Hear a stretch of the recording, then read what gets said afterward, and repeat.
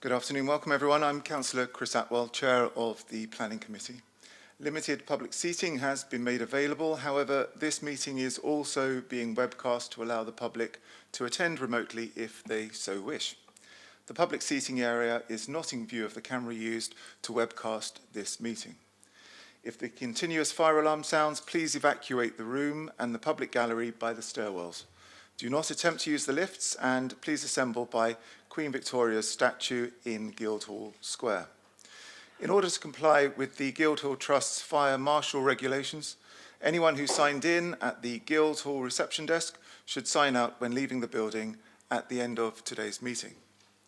So may I draw everyone's attention to the fact that this meeting will be live streamed. Members of the press and public are also permitted to record the meeting on the understanding that it neither disrupts the meeting nor records those, stating explicitly they do not wish to be recorded. Please, can everyone use the microphones and remember to switch them off when you have finished, otherwise the camera will remain on you. Please, can everyone make sure their mobile phones are not too close to the microphones, as this can cause interference.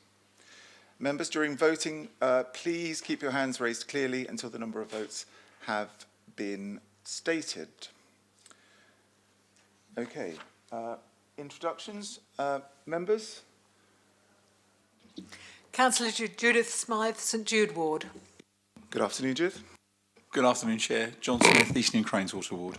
Good afternoon, John. Good afternoon, Darren Sanders, Baffins Ward. Good afternoon, Darren.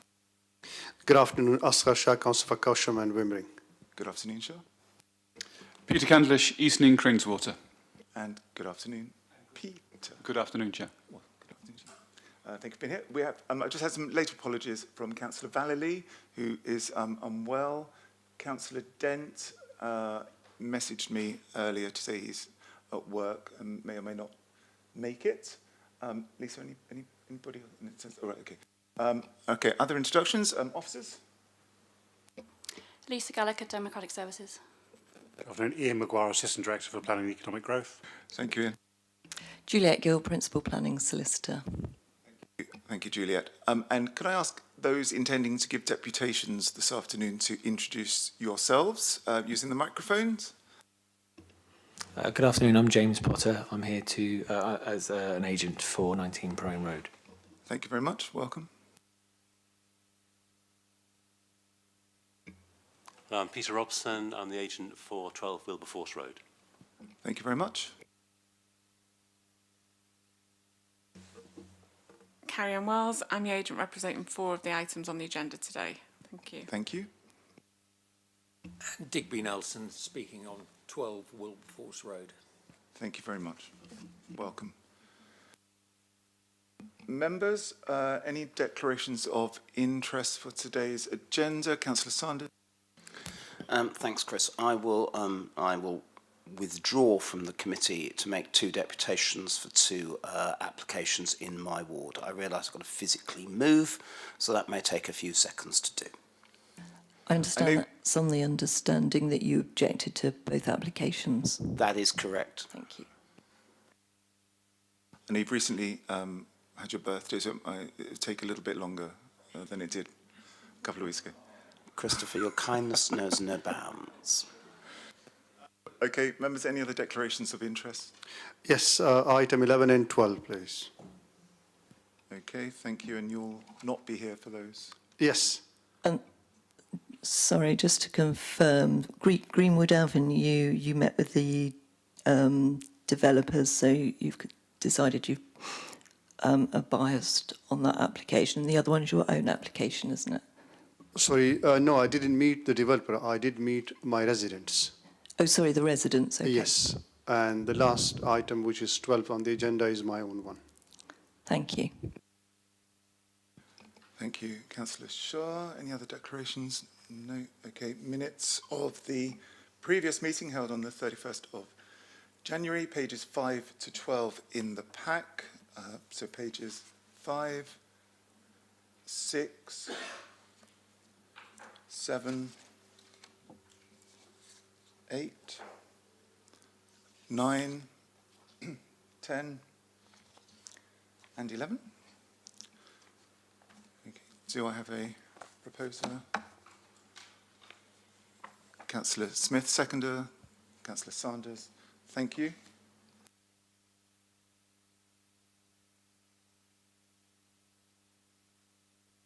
Okay, to today's substantive business.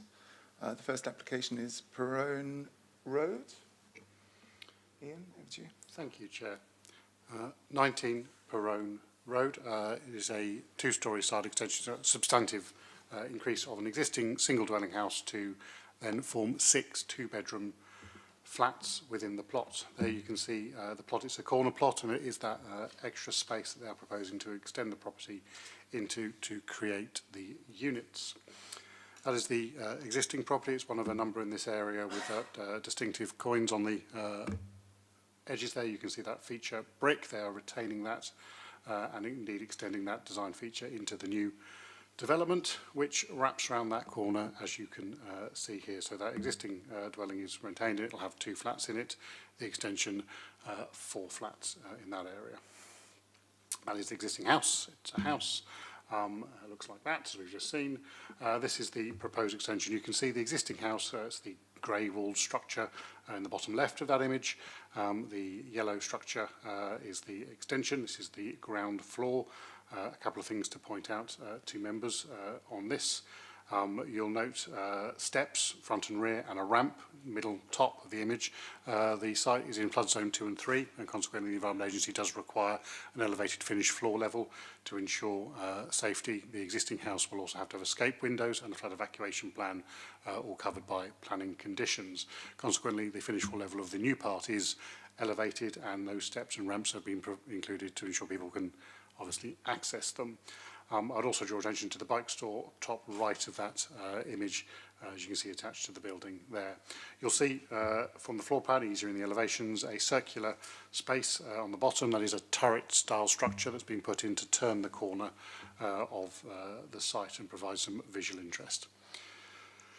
First floor, pretty much the same as you'd imagine, with the same basic logic. I'll just draw your attention on the far right of the image here to the 2 balconies. So the ground floor, 2 terraces, the first floor, 2 balconies into those 4 flats. So they've got a small amount of private outdoor space, and obviously the remaining pockets of amenity space, because it's building on most of the garden, are available to all the residents. That is the design overall. You can see the turret feature and the distinctive coins along with the slate roof being continued throughout. If you draw your attention to the bottom image, which is the rear of the property, and you can see the access ramp there. The access ramp does, of course, pass by and move towards a number of windows of the proposed flats. We have required a visual screen at the end of the ramp as you approach a kitchen window of the ground floor flat there, because we feel that could be intrusive to their reasonable privacy. The others we're satisfied as you're walking just past some bedrooms, if you were to choose to use that ramp, would be sporadic and not an unreasonable infringement of their internal privacy. The other elevations, just turning the corners, you can see quite clearly there the terrace and balconies facing onto that main road. Again, just to finish, I think really on the site plan to draw to attention, say bike store far right, bin store far left, and 6 total parking spaces. Unassigned parking is the proposed management strategy for the 6 flats, 1 in the front, 5 in the rear. It's a relatively large structure, but it's a large plot. It's a mixed character area, both with detached dwellings, as the existing property contains, and a number of flats. We're therefore satisfied this is now the character with the existing area. I would draw your attention to the SMAT. We put a few things on here. A number of further objections have come in as late letters, including one from Councillor Strudwick, who did wish to attend to make a personal deputation but has been unable to do so. We've provided that information within the SMAT report, as you can see there. Nothing raised isn't covered in the report itself. However, we've also provided some clarifications and corrections to ensure that the recommendation is properly described. You can see that as you turn on to page 2, and just some typos and corrections we've had to put into condition number 5 and condition number 14, as you can see on page 2 as well. We have the agent giving a deputation. We did have a few people that suggested they may wish to give deputation in objection. None are in attendance today. Obviously, happy to answer any questions. Thank you, Ian. Mr. Potter, 6 minutes to give you a deputation. Over to you. Thank you. There's not really too much more for myself to say. I think a lot of things were covered actually in the officer's report. One of the things I would like to say is we did go through the pre-app whole process. We did sit down and chat that through with the case officer at the time. It's not actually too dissimilar to what we ended up with our turret design. It has gone up slightly. I think it's 1.2 metres actually. But that's it's not too different to what's going on just across the street there. There's 4 stories across the road. So our 2.5 story, we've got a section that's drawn in the pack that really is quite telling that it's not overbearing. A lot of the things that we're usually involved in do involve things such as housing developments, and we're fully aware of back-to-back distances, back-to-side distances, and so on. And we really are quite far away from the neighbours, albeit I fully understand that they will be slightly upset that there's other buildings and so on being built on the street.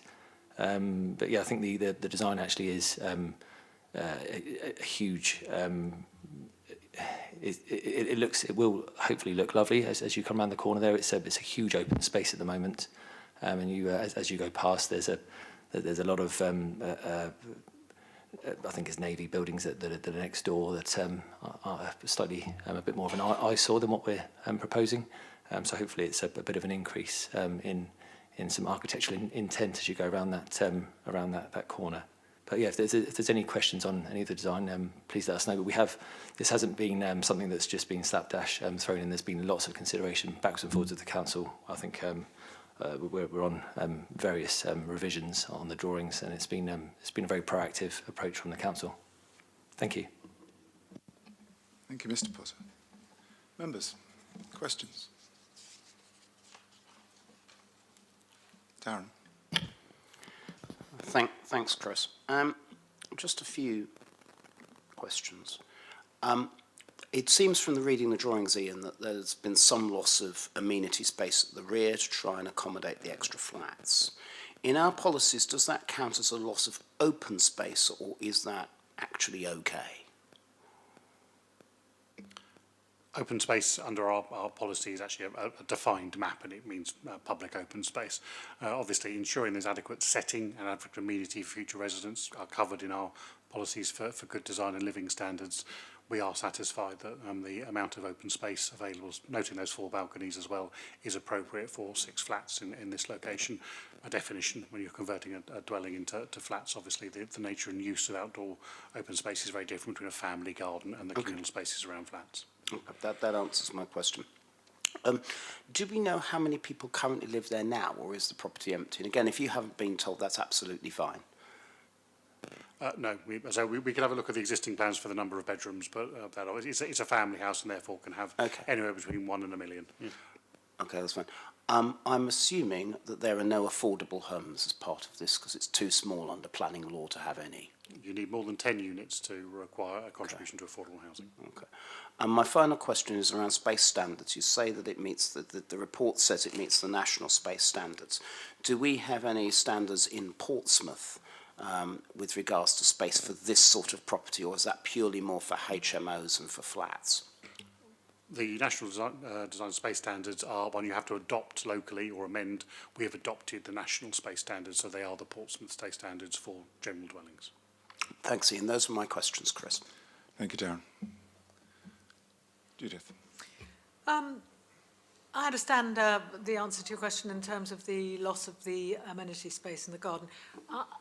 People who've followed the planning committee will know that I've got a bit of a thing about having permeable parking surfaces in developments like this. We need to reduce the amount of runoff from rain, a day like this, that goes into the sewage system to avoid polluting the sea and eventually. And I wondered if we could in any way strengthen the conditions on landscaping and certainly on making those car parking spaces permeable by use of, for example, a framework of plastic or whatever the material is that's used for that, and permeable shingle for the car parking spaces. It would be ideal in this kind of location. We want to avoid hard paving going all over the city, and I wondered if that would it be within our powers to suggest that, is my question. Potentially within our powers, but entirely unnecessary. The applicant is already proposing a significant soakaway, including a cellular block system to maintain a soakaway and drainage on site. There is a drainage condition, condition 14, that the final drainage scheme needs to be approved by officers. Thank you very much. I wasn't clear that that would have the same effect as what I was asking for. That's good. Thank you. And is there any chance of any additional trees on the site? Any additional planting? Again, we've required a landscaping scheme for approval, so I don't think we've got any details of landscaping. On the adjacent site, there's a series of TPO trees that are just about overhanging, so obviously the amount of light and available root space for trees would have to be looked at carefully, so I can't say exactly how many trees will end up in that final landscaping scheme, but as always, we will be holding the applicant to the highest standards. And I suppose just related to that, another question about solar panels or other things. I know these are in building regulations, and we're moving towards that being increasingly the case, but at the moment, is that something we should be concerned about? No, it's covered by building regulations. You don't have a policy that can require solar panels, and indeed government is very clear it does not want planning authorities to have policy. It is a matter for the building regulation process and building control. Thank you very much. Thank you, Judith. If I can ask you to pop your microphone off, Judith. Thank you. Members, any further questions on the application? Comments?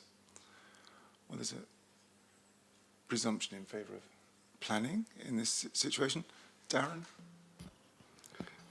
I've got some concerns about it being significantly short of our parking standards.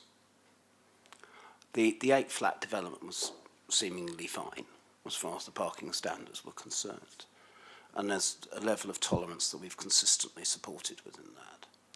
But reducing it to 6 does mean a significant shortfall. I note that the Highways officer says, although there won't be any significant overspill because of Perrone Road, it may be a matter for members to judge around residential amenity. Now, I'm not completely sure about that, so I'm not prepared to offer up a recommendation to refuse because I'm not sure it'll be accepted appeal, unfortunately. But I am concerned about such a significant shortfall establishing a precedent. And yes, I will be told that it's, every case is judged on its merits, which is true, until we hear the word precedent come up, which we have done at this committee more than once. So I'm concerned about such a significant shortfall being agreed to, as that may establish a precedent for other people. But I'm not sure at the moment whether that merits recommending refusal yet. I'll wait to see what colleagues think. Thank you. By significantly short, how short? I believe the requirement for 6 flats would be 9 spaces, so you're 3 short. If I could also just assist, the word precedent will only have come up in this committee on the basis that planning is not a precedent-led system.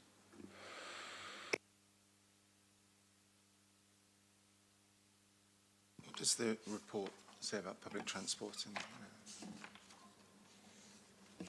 Am I allowed to jump in there at all? Sorry, James Potter. Oh, no, sorry. I'm not sure we've covered any great detail, the local availability of public transport. There are certainly bus routes in the area. I'm not sure I've got details of exact proximity.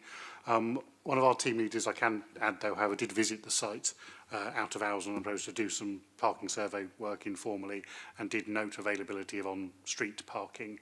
It's always a tension. We know in Portsmouth we can't pretend otherwise, but as the Highway Authority has also noted, while there may be people with more than one car in these 6 flats, they will be therefore adding to competition for available on-street parking. We do not anticipate it's a particular, certainly no safety issues whatsoever, no network issues, just a mild inconvenience.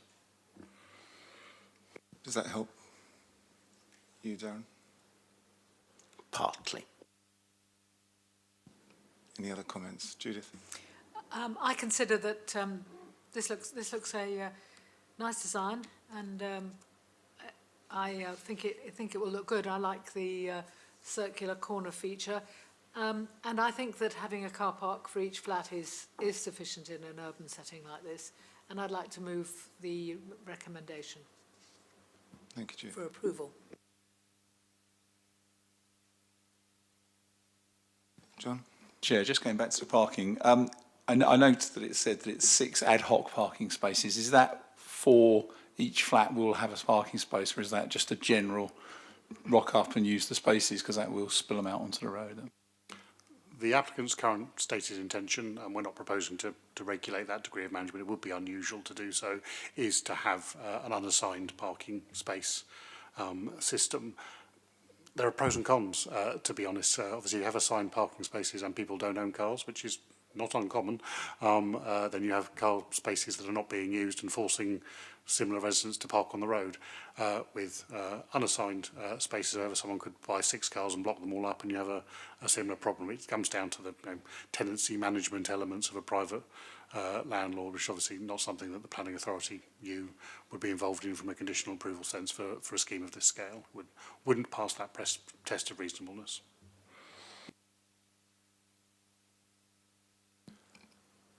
I shall second Councillor Smythe's motion. Darren, is there anything else from you? Are you moving to order? No. No, okay, all right. Members, is there anything else? Any comments?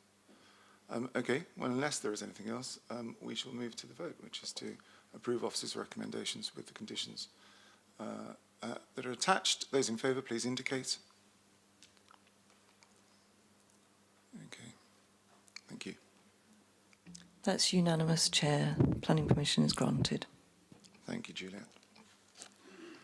Okay, let's move on to Wilberforce Road. Thank you. 12 Wilberforce Road. This is a householder application, so an extension to an existing dwelling house, but it is a substantive alteration to that dwelling house. So from a design perspective, it's really a replacement house, but it is certainly comfortably a extension and alteration of an existing house. Wilberforce Road is a small cul-de-sac in one of our conservation areas. You can see in the bottom image there that this property is the odd one out. It's 1950s house in a more traditional Portsmouth set of terraces, if you will. So it does certainly stick out, albeit is actually smaller and set in, stick out within what is otherwise a relatively homogeneous area with that usual high degree of detailing that we enjoy in many parts of Southsea and the wider Portsmouth, and certainly within our conservation areas. This is the site plan, so you can see the existing house. I should say actually a lot of that's already been demolished it's been empty for some time, and then rebuilding it with a substantive front extension, an additional floor above it, and obviously that entire reconstruction to the rear as well. I would also note the air source heat pump at the back of the garden. It'd be really hard to spot. So on the right-hand image, you can see the line of garages that this backs onto. You can see some text next to a little rectangle. That's the air source heat pump at the far end of the garden there, around which a acoustic fence is proposed, secured by condition. Was the existing house prior to demolition. This is the proposed house. So you can see the front extension there, which obviously provides for the new porch space, bedroom 3, an extension to bedroom 2 on the first floor, and the ensuite and dressing room on the second floor, which is partly contained, obviously, as you move up into the roof space, therefore above it. So it's a much larger house, but a larger house that is more in keeping with the scale of those properties adjacent. Number 14, so top left image, the property to the right is an HMO. It has a side-facing window serving the bedroom of that HMO in its side gable. That's why this slightly unusual raking away of it, obviously you wouldn't necessarily want to put into the scheme, but to preserve the amenity of those residents, we believe that is necessary. If it wasn't an HMO and it was just a bedroom rather than someone's sole private space, we might have had a different approach to the design there, but we feel this is an appropriate compromise for the site. As you can see, the scheme is finished in brick and with a rendered bay, so taking that hint from the existing more historic properties in the area, and the rear has a more modern series of fenestration. Just to pick up, that's that side-facing window, to be clear from that HMO, and how the alteration to the roof form has been designed to accommodate that. Again, and we've had similar conversations in the committee in the past. There would be other ways to do that. You could put a flat roof or a mansard roof on this. Not sure that is the right solution. This, we feel, is probably the better compromise to find as much of the elements of the existing conservation and heritage within the scheme. Number of side-facing windows, obscure glass used for those where appropriate to ensure there's no unreasonable overlooking of adjacent properties. You can just about, I think, make out in that the silhouette, the white silhouette of the existing house, just to do that size comparison with the proposed replacement extended property. There it is from the other side. That is the street seen as is, hence I say that slightly homogeneous quality of existing properties in the conservation area. You can see the little house partly demolished, wedged in between the terraces there, very much out of character. I have just extracted an image of the proposal and the house pre-demolition from the applicant's design access statement to give you that comparison. Obviously, there is clear tests that we should be looking to preserve and enhance conservation areas. It is officers' firm belief that the proposal is an enhancement compared to the existing. If they were taking out a house that was identical to all the others in the conservation areas and putting this in, I think we'd have a different recommendation. It would be removing that issue, but they're certainly moving a design much closer with a modern interpretation to that which makes up the quality of our conservation area and is a notable improvement compared to the bottom image, what is there prior to demolition, what is there originally built in the 1950s. A couple of images of the demolition. I'm not sure that particularly helps you. I'll probably leave you back with that image. We have on the SMAT a number of comments there. We had some updated drawings. It was highlighted there was a few errors. This scheme has gone through a number of iterations. So we had some of the wrong revision numbers. We're up to revision E on some, revision D on some. So we've corrected all of that across, and that obviously has been updated to ensure we've got all the right plans in today's presentation and in the appropriate conditions. We've also provided some clarification on condition 2 and 3, as you can say there. And I also noted we left off the words that this is a conditional permission at the end of the report. I think that's fairly self-evident, but just to confirm, yes, the recommendation of officers is to grant plan permission subject to conditions. Happy to take any questions. You have the agent and an objector speaking. Thank you. Mr. Nelson, over to you. 6 minutes for your deputation. Thank you, councillors.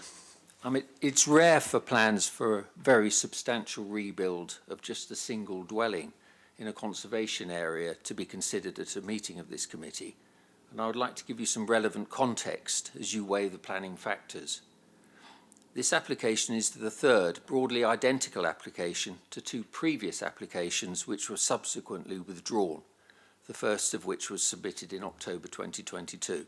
All 3 applications elicited a similar large number of objections about the same issues.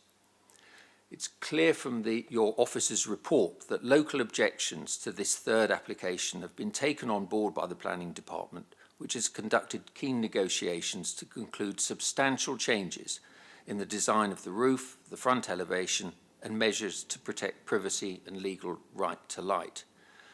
Anomalies in the plans were being addressed as recently as yesterday, but these late revisions give increased confidence that the development will be implemented in accordance with the permission granted. Very recent clarification means that my deputation is much shorter than it might otherwise have been, and indeed the supplementary report tabled today further reduces what I want to say. I speak both as the owner of the property to the south of number 12, number 10 Wilberforce Road, and also on behalf of the owner of the long-standing HMO to the north at number 14, who has responsibility for 6 tenants. The HMO owner, in turn, lives at number 16 Wilberforce Road. And I'm pleased to say that the changes to the plans that have been negotiated, and most particularly the conditions proposed in the report, do satisfy most of our planning concerns. I want to stress the importance of these well thought through conditions in protecting the interests of the neighbouring properties. However, we would like you to consider changes to these conditions, which we consider could improve them. And firstly, the condition relating to the heat pump. Salt-laden air in a coastal city aggressively attacks mechanical equipment, so it is important that heat pumps are installed to the highest professional standards. The Microgeneration Certification Scheme, MCS, sponsored by the central government departments responsible for planning and for energy, certifies renewable energy products and the installers. MCS 20, referred to in your report relating to the heat pump, actually contains 9 pages detailing the 3 planning standards for installing air source heat pumps. So in addition to the proposed acoustic screen, a requirement to install the heat pump in accordance with the MCS standard for heat pumps gives the best possible assurance of an enduring solution rather than one that gets noisier over time. Incidentally, there are 10 potential installers within 5 miles of Portsmouth. This modern house is a forerunner of things to come, and you have the opportunity to ensure that clear advice and guidance is given for installations in this congested city. And our second observation is on the ecology condition. The county ecologist recommends that the mitigation in section 4 of the Arbtech preliminary roost assessment report is secured by condition. The mitigation recommended is for both nesting boxes and native vegetation. 2 mature trees in the garden have been removed during the substantial demolition works already undertaken. The proposed condition that you've been offered by officers requiring just nesting boxes should be expanded to include trees and shrubs as suggested by the applicant's ecologist. Plans should clearly show the intended location of bird boxes, exterior lighting and landscaping. And that's the end of my deputation. Thank you very much for your attention. Thank you, Mr. Nelson. Okay. Mr. Robson? 6 minutes. Yeah. The owner bought this 1950s house in 2022. I fear we may not be able to hear you as well as we need to. That's it. Thank you very much. Okay. Is that better? The owner bought this 1950s house in 2022 with the intention to extend and modernise and turn it into a family home. The current design is the result of a long journey over the past 18 months.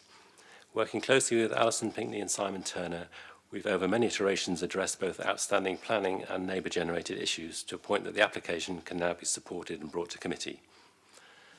The design guidance offered by national and local planning policies for development in this Castle Street conservation area is largely aspirational and therefore open to wide and often individual interpretation. The design seeks to follow the principles of good manners architecture, which allows the house to sit comfortably and sympathetically within its conservation area. The aim is not to create a pastiche of adjacent houses, but to maintain the house's individuality in the street, which in itself is part of the street's character and history. The street-facing form of the house has been derived by creating a rendered projecting bay as a visual connection with the adjacent houses and to reflect and continue the rhythm created along the street.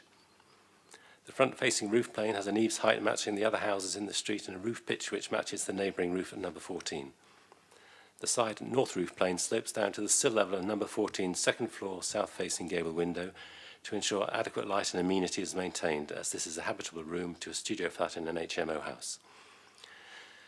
This is achieved by keeping the proposed roof below a 25-degree line taken from the centre of that gable window, and as such it complies with the British Research Establishment's recommendations for new development in close proximity to existing buildings. This replicates the roof form of the house immediately opposite, which has in a similar way respected the windows of its neighbour. At the rear, the design includes a single-storey flat roof extension. This is wider and longer than the previous extension, as it now extends to be in line with the adjacent houses. To maintain light and to the ground floor flat at number 14, the new extension is the same height as the previous one and slopes down to the north boundary from the same roof edge position. Even with the proposed extensions, the overall volume of the house remains significantly less than the neighbouring properties. The existing houses have two main stories with ceiling heights of around 3 metres, and many have loft rooms in the roof. Number 12 has a standard modern ceiling height of approximately 2.4 metres. As we're working with an existing building and existing floor levels, it's not possible for glazing lines detailing window scale to match the adjacent houses. However, the proposed design takes cues from them. This has led some people to comment that the proposed street elevation does not closely match or fit in with the existing houses. However, it appears they do not fully understand the consequences of this physical constraint on the design. The design intent is to provide a solution which fits comfortably as much as possible within the lines and rhythms of the street, but will by necessity and unavoidably be a modern building. The main front elevation will be brick with rendered details to the window heads and sills. This references the two houses on the corners of St Edward's Road and Wilberforce Road and the wider Castle Street area. The protecting bay will be painted render to match. Windows facing the street will be grey UPVC in a traditional style and proportion.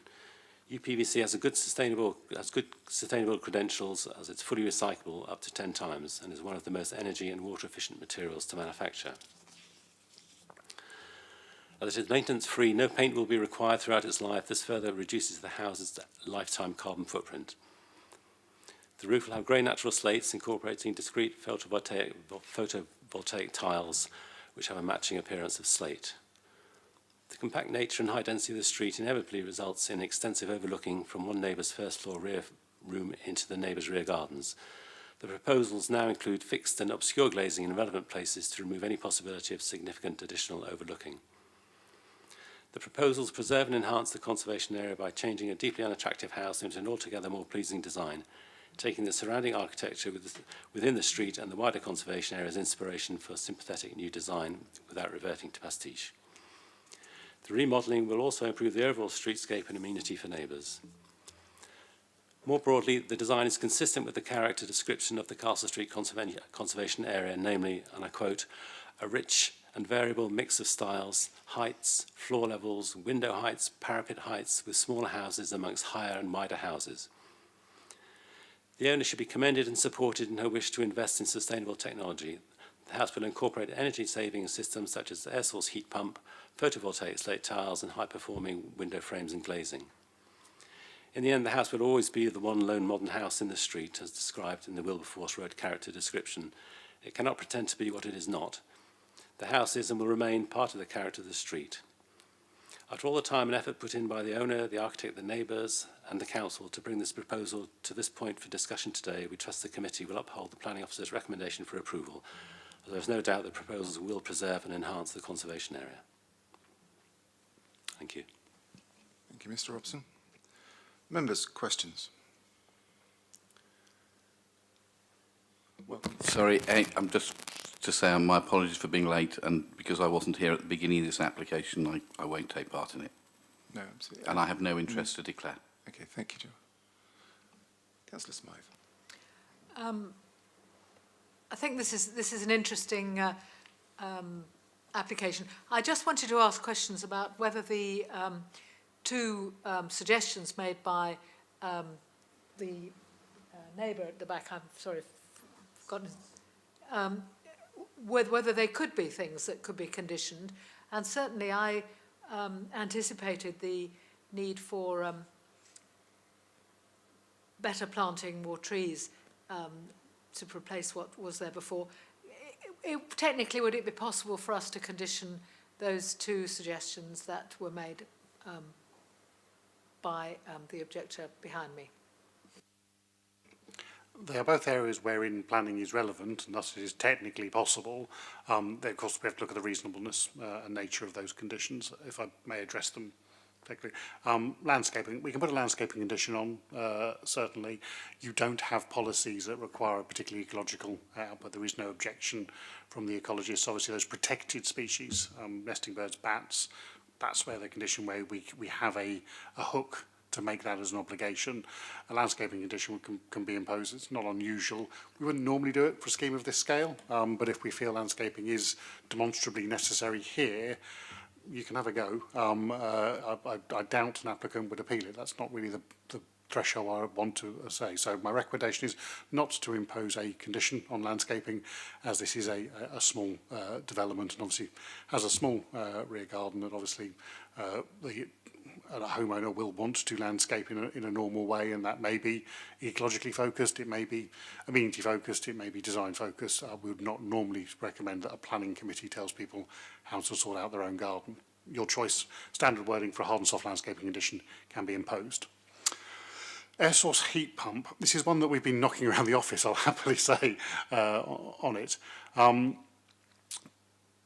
It's not a requirement of your policies to have the air source heat pump, and the noise produced by such apparatus is a matter managed by regulatory services. So you put one in years to come, it will be for regulatory services, not the planning authority, to deal with any noise output, which may well change over time.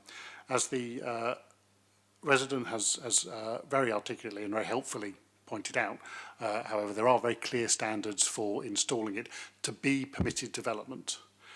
It's a slight unusual here. If you put it in, and I won't bore you with I think it's about 9 pages of guidance on how one does it, all to do with directivity and wind speeds and all these kind of things, to achieve a certain level of noise at installation that is acceptable to be permitted development. Of course, it may well be that higher levels of noise are also acceptable on its own merits, or it might be that actually a lower level of noise would be acceptable on a specific degree of circumstances.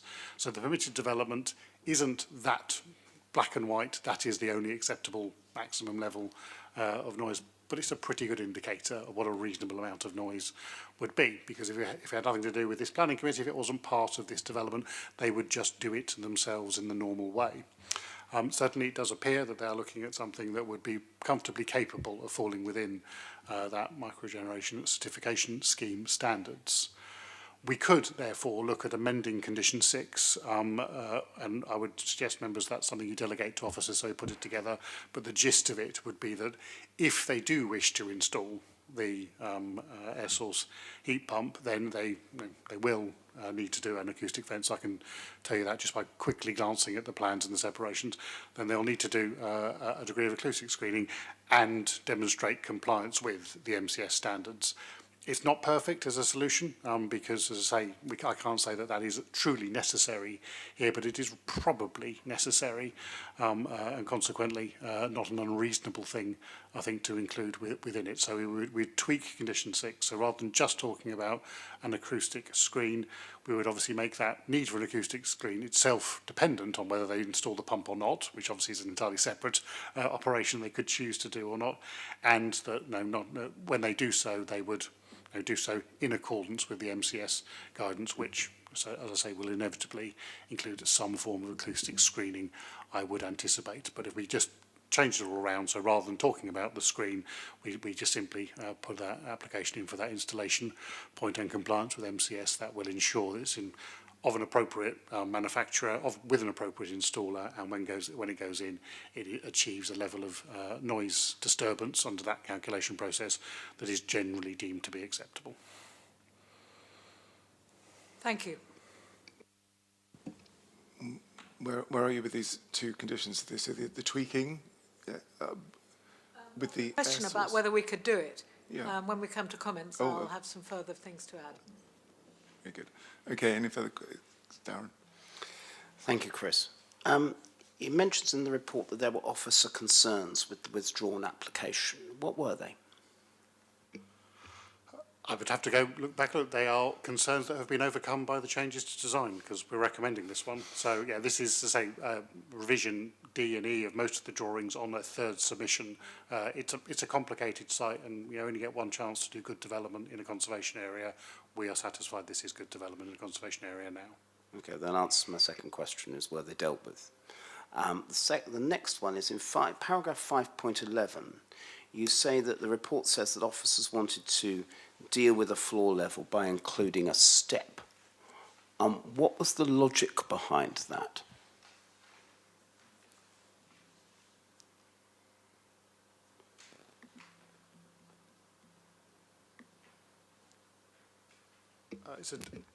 reading 511, I will ask the case officer to add any additional wording, and they can send that to me if it would help. But taking from that, obviously, that variation is common in surrounding properties to ensure that we end up with a finished floor level that won't allow overlooking by having a different level. By the use of the normal landscaping and windows, we're satisfied this doesn't cause any material adverse impact on neighbouring properties, so that's been resolved through the design as is now proposed. So the subsequent changes essentially have dealt with that particular Indeed, concern. so, yeah. Okay. You also mentioned, or the report mentioned, sorry Ian, that there was an application that was refused in 1966, which is impressive in many ways. Is this scheme bigger than that? I appreciate you may not have been here in 1966, Ian. So. No idea if it's bigger than that. We'd have to probably go to the Modern Records Office to see if we still have those drawings. Okay. As always, planning is not a precedent-led system. It doesn't matter what that decision was. It's whether this scheme is acceptable on its own merits. And just my final question, Chris, is in paragraph 514, we've got a series of things around the relationship to number 10, which Mr. Nelson has mentioned. Is this scheme going to make this house bigger than number 10? And I infer that from the paragraph 5.14, but it is only an inference, Ian. Define bigger. Certainly the total scale is extremely similar. Obviously, it has those rooms in the roof space as full height habitable rooms. So it may well have a larger internal gross internal area, but it certainly, as you saw from the street scene, it probably looked, if anything, because of the roof form, smaller than the adjacent properties, albeit it may well be a more efficient use of land. Okay, the relevant sentence and why I was asking is the proposed single-storey extension at the rear of the application site would achieve the same height as that removed, but would project 2.27 metres further than the existing from the main rear elevation, with a total depth of 7.15 metres, and would have a greater width, but my emphasis, but set 1.2 metres off the southern boundary wall. That's the thing that triggered my concerns, Ian. And the advantage is, yes, so as well, it's defined bigger. As you can see here, the rear projection of this property is not dissimilar to the width of the full house, whereas the other older properties are a more traditional layout with a much thinner rear projection. So it comes out a lot further. The existing house is obviously a very anomalous thing. It comes out to a similar depth, as you can see, to that which would be a traditional layout for a building of this type in the area, but it is wider. Does that mean the house is bigger? That's, I can give you 5 different definitions of bigger. So certainly it is a much larger rear projection and utilises more of its plot than the existing dwelling does. Okay. Thank you, Ian. Thank you, Chris. Okay. Do you want comments? Thank you, Chair. If we're moving on to comments, I would propose that we did approve this scheme. I think it's quite exciting to have a building that's sympathetic with the other buildings in a conservation area without trying to ape something that was built 100 years ago or more. I would propose, though, that we amend condition number 6, as suggested by Mr. Maguire, to include, I think you suggested that we could put in something more about the acoustic screening and meeting MCS standards. I think, low levels of continuous noise is something that we should be concerned about. So that's my first proposal. And the second one is that I would like us to put something, this is a new build house, and I would like us to have something in about landscaping that's a little bit stronger. In particular, we really do need, and I'm repeating myself from before, to avoid having back gardens that are completely paved over because of the runoff problem, even though it's only one dwelling, I appreciate. And I do think we have, in this committee, gone a long way to make sure that single trees of a good quality are either retained or replanted in similar situations. I know it's a small plot, and I know it's a single dwelling, and people will want to do have freedom to do what they want in their gardens. But I do think it's pretty unusual to have a single dwelling approved in a conservation area where the landscaping is important and where obviously minimising runoff is also important. So I'd like to propose to the committee that we approve this, but subject to a strengthened condition number 6 and a strengthened landscaping condition. Thank you. Thank you, Judith. Councillor Sanders. Thank you, Chris. I'm happy to second that. I came in here, having read the report, being minded to refuse this on the grounds of over-intensification. However, having listened to the neighbours, whose comments went from no to yes if, and also having looked at the drawings, I think that with the extra conditions around, that would actually strengthen it. I think the issue of air source heat pumps, I mean, I may disagree with other people about the need for them, because I think they are needed as we transition to the net zero economy. But we do need to have some rules in place along the way, and this may be a chance to provide those rules. So I support what Judith has, and second what Judith has put forward. Thank you, Darren. Chairman, if I can just seek some specificity around the conditions. Just for clarification, obviously it's not a new build house, it is an extension officially, but as a bit of pedantry there. The landscaping condition, should you wish to impose one as a committee, you can read condition 10 on Perone Road that we've just done. That's our standard landscape condition. I'll be recommending you use that for wording to be clear what that would look like. So it's one you've just approved, so I assume that would be equally satisfactory here. The air source heat pump condition, as I say, if you're happy, we can, that's the final wording that is delegated to officers. As I say, the purpose of that would be just to get some wording that we can be sure is robust, and it will achieve those two things. If the heat pump is installed, we'd be looking to ensure the MCS standards upon and for installation, but rather than trying to draft something out. I don't know if Judith's happy with it being delegated to you and the rest of the team, Ian, but I am. And the wording? I am happy with that. Is there any mention in that standard condition about maintenance? Because it does seem to me that it's not. It's an ongoing situation, not just how you build it. No, and nor can there be. We are a planning authority that deals with development, not telling people how to maintain their equipment. Yeah. Thank you. I guess you'd say that, but I wanted to check. Thank you. And Darren, Judith, are you wording for the landscaping? I'm just looking at... I think if we've agreed a landscaping condition in a previous application, not necessarily cutting and pasting, but very close to cutting and pasting it, would be suitable. Of course, we'd be happy to delegate the precise cutting and pasting to the officers, but if we've agreed something, it's a bit daft then not to agree again. It's your motion. I need to make sure you're happy with it. I'm happy with that, but I do hope we don't end up with a property that's paved over, because that is really bad for the water system. And I know there are conditions with new build properties, and there were indeed on Perone Road conditions about drainage, surface water drainage, which I don't think appear here yet, because it's a single dwelling. Well, looks like we may be adding the condition, and the agent will have heard you very clearly, I'm sure.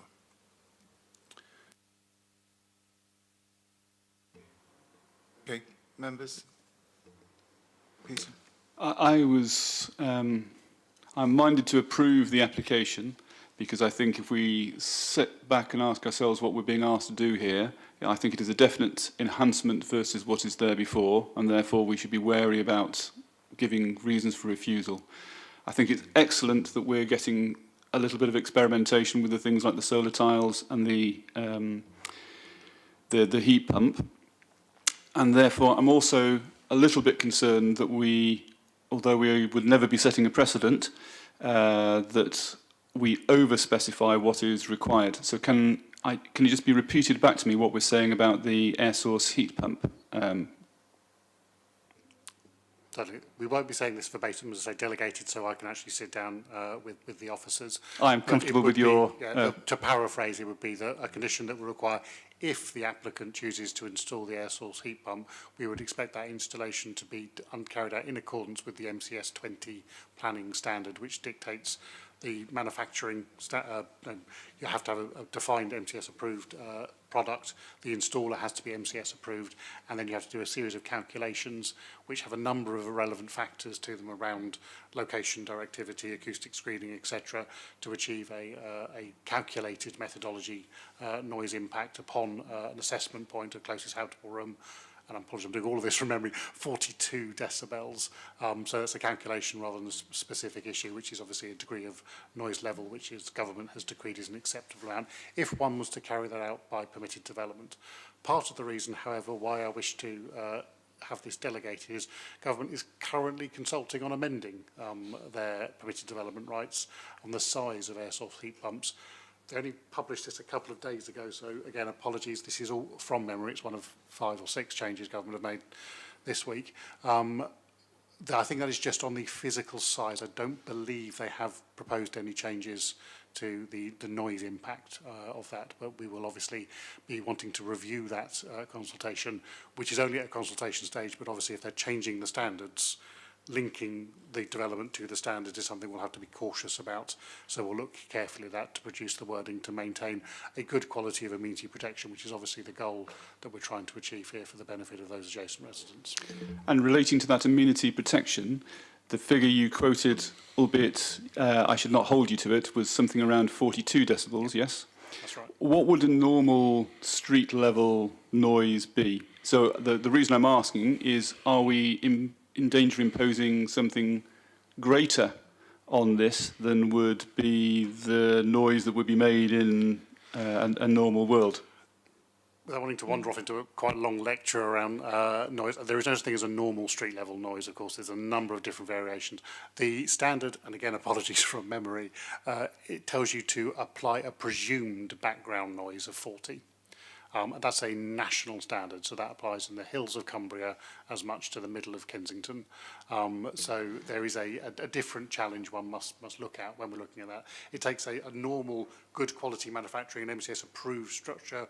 You know, it's going to be something in that 50 to 60 dB product, and then look, so if you cite it appropriately, and there's a condition in the permitted development right that says, irrespective of all these calculations, you should cite it in order, as far as practical, to minimise harm to amenity. So if you cite it appropriately, you orientate it appropriately, you screen it appropriately, then do all your calculations. You should be, a normal heat pump should be producing a noise level that is below this, I won't say arbitrary, but it's calculated 42, because there's all sorts of arithmetic trickery that goes into creating that number. So it's not necessarily a real number at the end of the product. I'm satisfied. Enough of an answer to say that I'm happy and will be supporting. Thank you. Members, anything else? We have a motion before us to grant conditional permission with an enhanced condition 6 and some words around landscaping. Is there anything else? Okay. Members, those in favour, please indicate.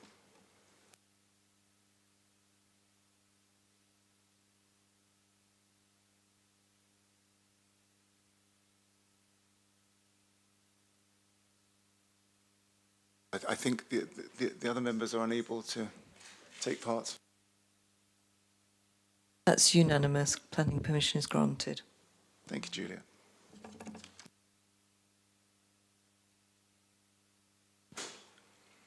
Councillor Dent, welcome. Pleased to see you. Any interest to declare? No, thank you. We will move on to Montague Road then. Thank you, Chair. So we now have on the agenda 6 HMO applications, just to contextualise that for members. These are all HMOs that require planning permission. They're changing from existing C3 dwellings to an HMO, so we don't have to have a debate around the materiality of that change of use. The first 2 are 8 beds, the third and fourth are 7 bed, and the last 2 are 5 beds. So we've arranged them for convenience in that way. 56 Montague Road. There it is, a terrace property. There it is within the street.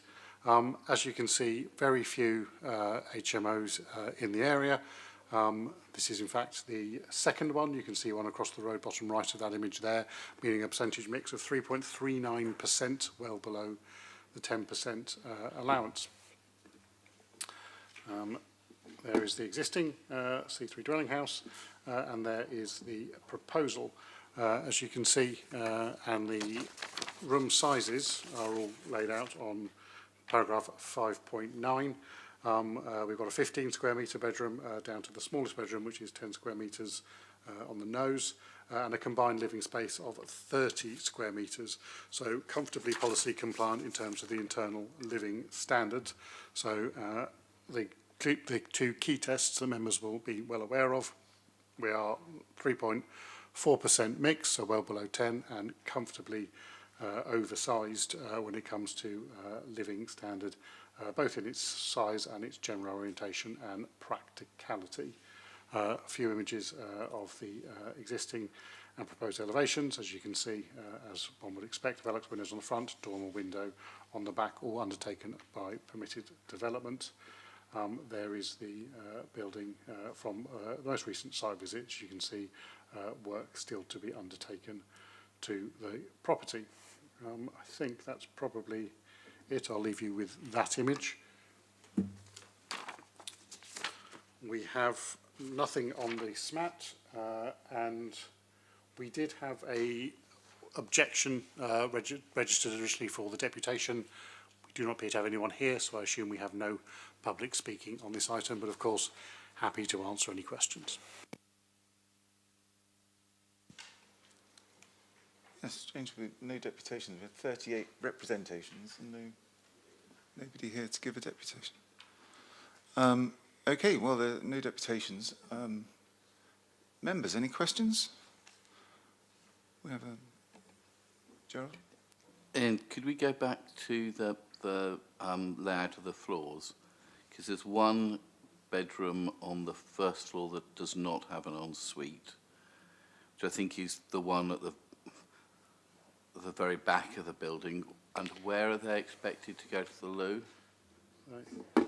They are expected to utilise as they've called it, the off-suite up here. There is a shower room there, which obviously is accessible for all residents. And as you say, there is one bedroom at the back, the 12 square metre one in that rear outrigger, which is the only non-ensuite. Okay. I would hazard to guess, members, if it's of any assistance, there is an obligation within your licensing processes, it's standard and fairly national, that you must have a toilet that is accessible outside of the ensuite bathroom, so visitors can access a toilet. So you'd actually have to have more toilets than bedrooms if everyone's going to be ensuite, which we see quite a lot in some of them. But in this one, obviously, they've had a more rational approach and said, well, actually, one of them could have a separate bathroom and thus could fill both functions. Okay. Thank you very much, Ian. Anything else? We have any comments? Darren? I'll start with a bugbear that is reflected in the views of many local people, which is the role of permitted development within the governmental system, which leads to many local residents across the city, particularly in this part of the city, concerned essentially that developers are trying it on, which is that extensions are done perfectly legally within the permitted development system, and then a few months later developers come back and go, oh, by the way, we're going to have this as a HMO. There is nothing illegal in this, but it does not sow mutual trust. And sadly, HMOs have become an issue of mutual trust, for which every elected member is in the middle of it all. So I'm concerned that yet again we have another scheme whereby things have been done under permitted development as a precursor to a HMO. And I would say not to us and not to Ian and the team, but to all developers, it helps do it once and it helps to be honest, because I think that's an issue. Given that, I don't think there are any circumstances in which we could refuse this. I'm deeply surprised that none of the Hilsea councillors are here, because they've occupied our time previously, quite understandably, because they're representing local residents, and I'm equally surprised that 38 people objected and nobody turned up. So on those grounds, I do not believe there is any legal grounds or any appealable grounds on which to refuse this application. Therefore, I propose the officer's recommendations. Thank you. Darren? Thank you. Thank you, John. Yes, we have a fully compliant application here. Is there anything else from anyone else? No. So we have a motion before us to move the officer's recommendation. Those in favour, please indicate. Oh, yes, no, sorry, Councillor Smith. So those in favour, those in favour, please indicate. Against? Abstaining? Therefore, planning permission is granted. Thank you. Thank you, Juliet. Okay, let's move on to Chichester Road. Thank you. 170 Chichester Road. This is again C3 to an 8-bed HMO. This previously had planning permission to change from C3 to a dual use C3, C4, but the C4 was never occupied, so consequently it is a C3 to the 8-bed HMO.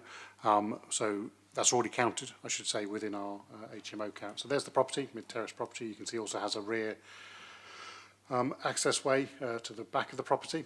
There it is. So there it was. There are 3 other HMOs in the area. This is already counted in our numbers, so it's the 4th HMO. That's 6.45%, which is less than 10.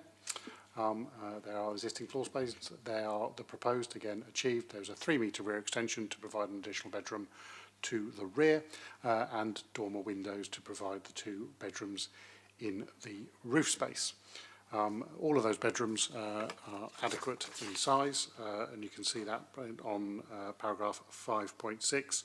We have some very large bedrooms, 18.2 there, coming down to 11 and change, and consequently the 23.7 metre combined living space is more than adequate to meet your standard needs. So again, a fully policy compliant application. I think I've got a table with those numbers on if you don't want to read them off the papers. It's probably easier to read it off the papers. However, work is being undertaken as we speak on the site. I think it's actually progressed obviously since the site visit was undertaken. Again, I'll leave you back with the floor plans and happy to take any questions again from the SMAT. I don't think we have. Oh no, we do, yes. We just wanted to correct the wording around the SPA mitigation.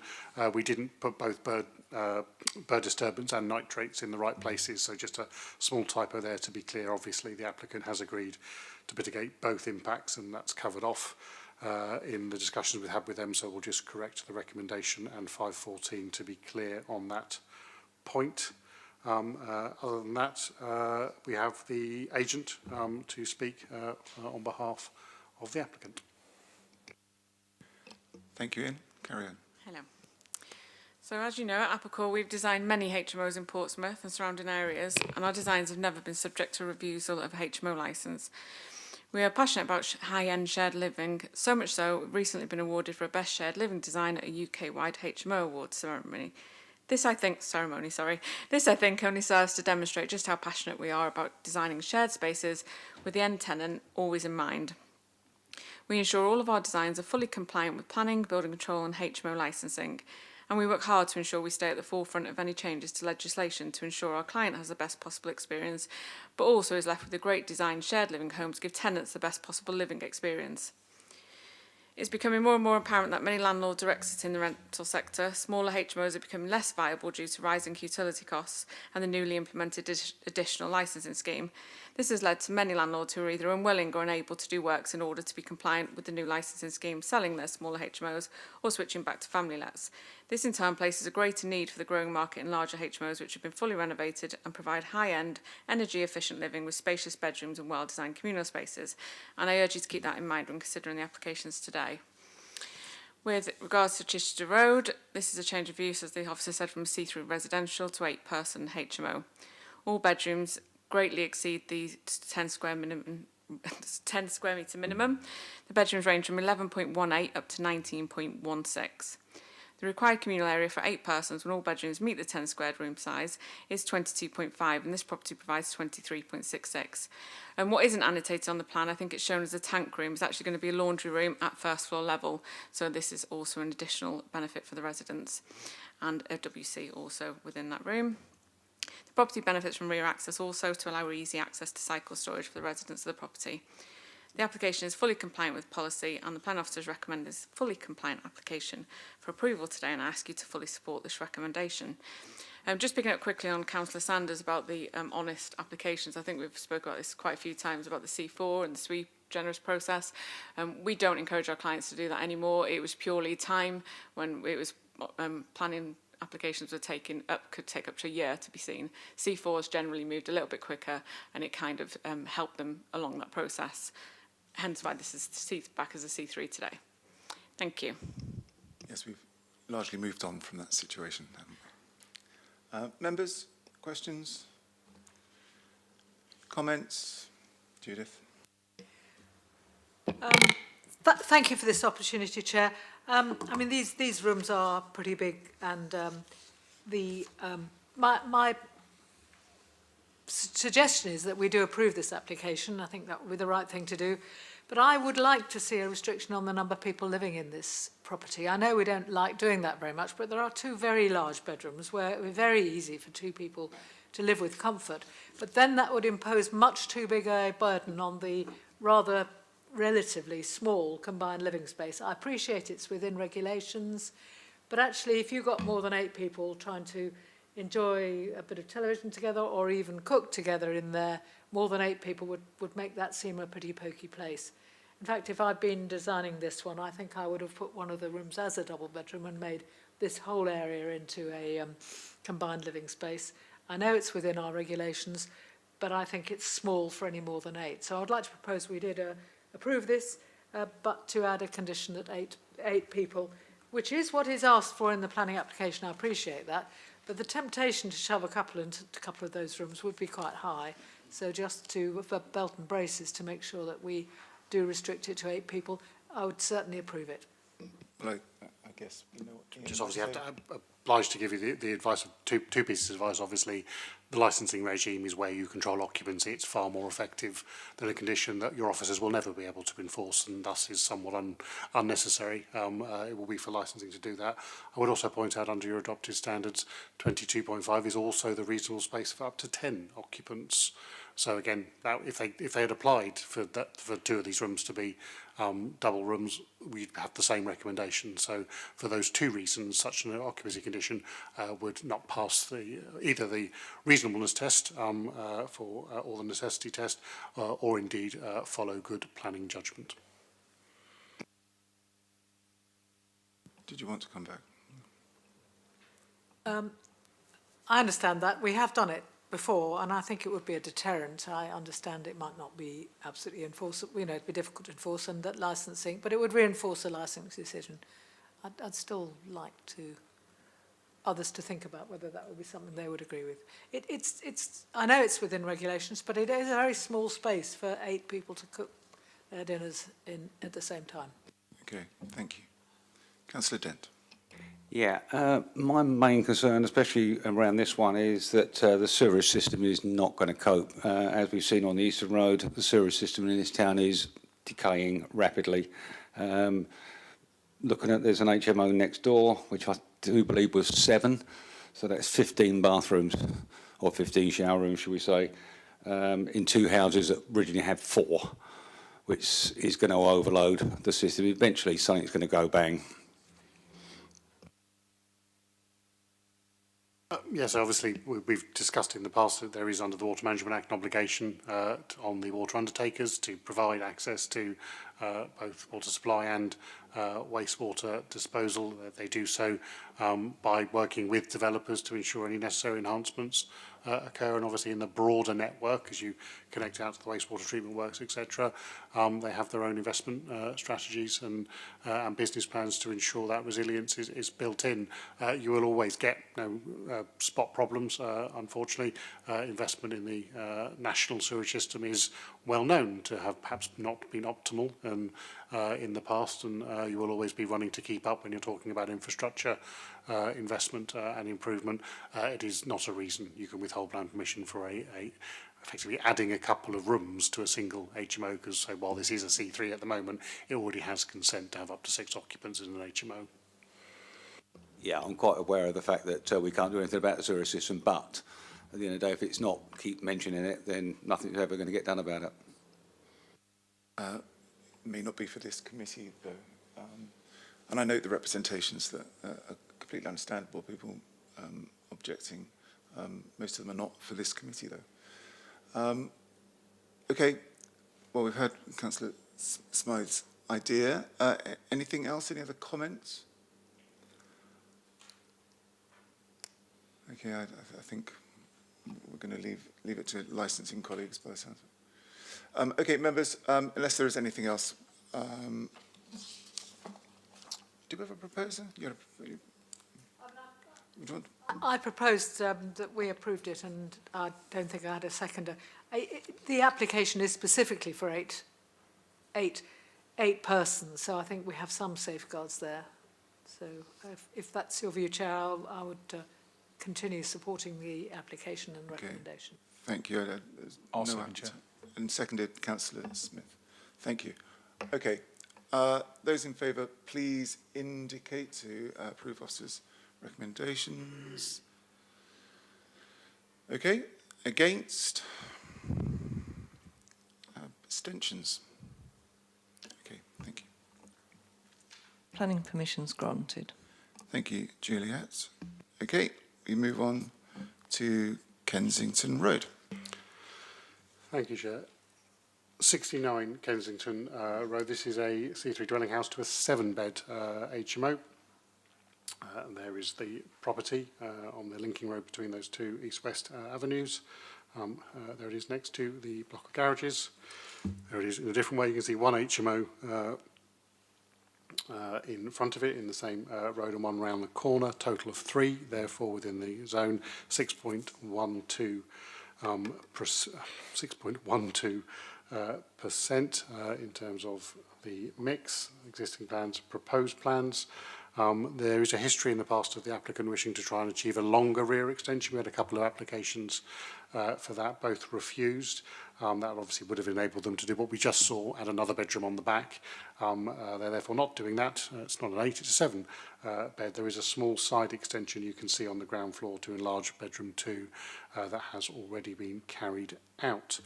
The room sizes, consequently, are laid out in paragraph 5.9. These are a little bit smaller. These are all in the 10-11 metre area, but all over 10 metres. And consequently, the 23 square metre combined living space means the policy compliance is achieved for this 7-bed HMO. There's the elevations. The side extension you can see built in there, still just to be finished off. Ongoing work internally for the other alterations, as you would expect. I'll leave you back on that image. We have the agent speaking again, and no update from the SMAT. Happy to answer any questions. Thank you, Ian. Carry on. I just wanted to pick up firstly on Ian's point regarding the extensions that were applied for at the back. This was never going to be an additional bedroom. This was going to provide a larger communal area. Whilst this meets the standard and is fully compliant, the applicant was keen to provide larger communal area, which was the reason for the extensions. This would never get building control approval for an extension at the back. That can only be allowed when there's rear access to the property. So this would never have been a rear bedroom on the ground floor. So this house will be finished to a high specification. Our client is keen to offer tenants high-end accommodation, and the property is going to be professionally managed, and any issues, if they arise, will be dealt with promptly. All bedrooms do meet the 10 square metres, and the required communal area for 7 persons when all bedrooms meet the 10 square metres is 22.5, and this property provides 23, like we've just said, meets that requirement. 5 bedrooms have an ensuite and 2 bedrooms share a bathroom. This application is fully compliant with policy PC17, PCS20 and PCS23 of the local plan, and also complies with the Housing and Multiple Occupation Supplementary Planning document. I also wanted to pick up on a point about the bathrooms. I hear it from neighbours, obviously go through the objections, etc., and the amount of en-suites going into these properties. The amount of en-suites doesn't necessarily mean more waste per person. I think there's a misconception that more bathrooms equal more sewage. People still only use those facilities as often they would if there was one toilet as if there was 7 toilets. And you could quite easily house 7 people in a large family home. So I think sometimes people get bogged down with the amount of bathrooms that are there and not necessarily the amount of waste or the amount of times that they will be used. Thank you for listening. Thank you. Okay, members, questions, comments? Gerald. This appears to be compliant with policy and therefore happy to propose permission. Thank you, Gerald. Is there a seconder? Councillor Shah. And again, I note the representations and completely understandable, but most not for this committee to consider. Okay, is there anything else? So, motion to grant planning permission with the conditions that are attached. Those in favour, please indicate.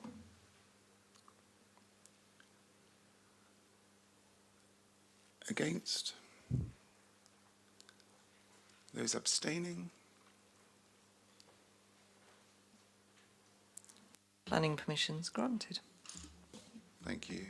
Juliet? Okay, Milton Road. Moving the set around. Thank you, Chairman. 66 Milton Road again, change of a dwelling house into a 7-bed HMO, and for those watching at home, obviously Councillor Sanders will be providing a deputation and has therefore moved, which you can't see from the webcasting. The application site, there we are, Milton Road. There it is, a little red arrow for you. Apologies for the doubling up of the red circle. It's just a small typo. As you can see, it makes no difference to the calculation, which is the fact that this is one additional HMO. There's one right up the north of the circle there. So there are 2 HMOs within the 50-metre circle, which is 3.64%. There's the existing floor plans, existing elevations, and there, as proposed, as you can see, the normal rear extension and dormer windows to achieve the additional necessary floor space. Those floor spaces are all laid out in paragraph 8.12 of the plan, with again mostly 10, well actually quite a range, up to 17 square metres, and a couple closer to 10 square metres, meaning the 24.75 square metres of communal floor space exceeds the 22.5 that you require. Don't think there's anything else of note to address on the site. There's the elevations, as you would expect, and then an image of the site. I will leave you back on the proposed floor plans. I draw attention to the SMAT, where we received a couple of further objections, and you can see an officer response on there. That has led to no change in the officer's recommendation. We have Councillor Sanders providing a deputation and the agent speaking in response. Thank you, Ian. Darren, 6 minutes to give your deputation. I think Ariane is first. You're absolutely right.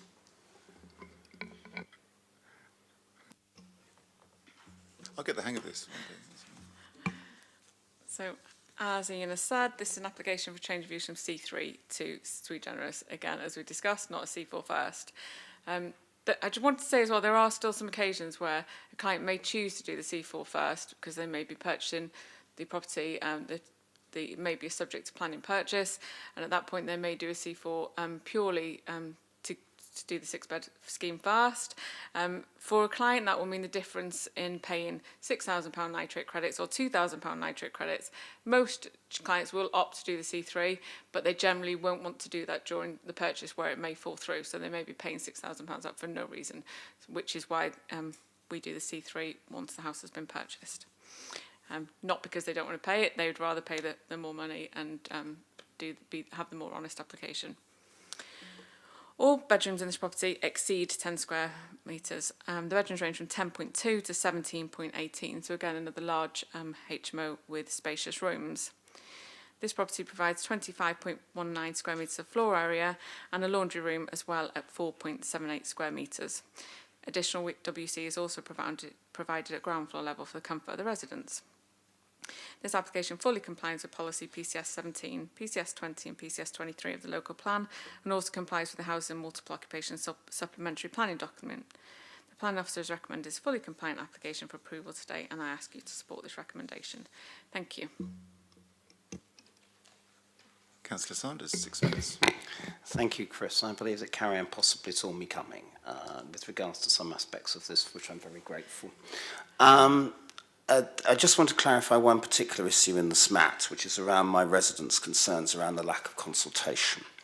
It's less around, well, although they don't like the legal restrictions within which the council works as far as that is concerned, they're particularly concerned that objectors were not informed about today's meeting by the council. They were informed by their local councillors, myself, Councillor Kadir and Councillor Oliver, but they were not informed by the local council. My resident Martin Jeffrey says we contacted Sam at the planning office who stated we should have been informed, invited to this meeting.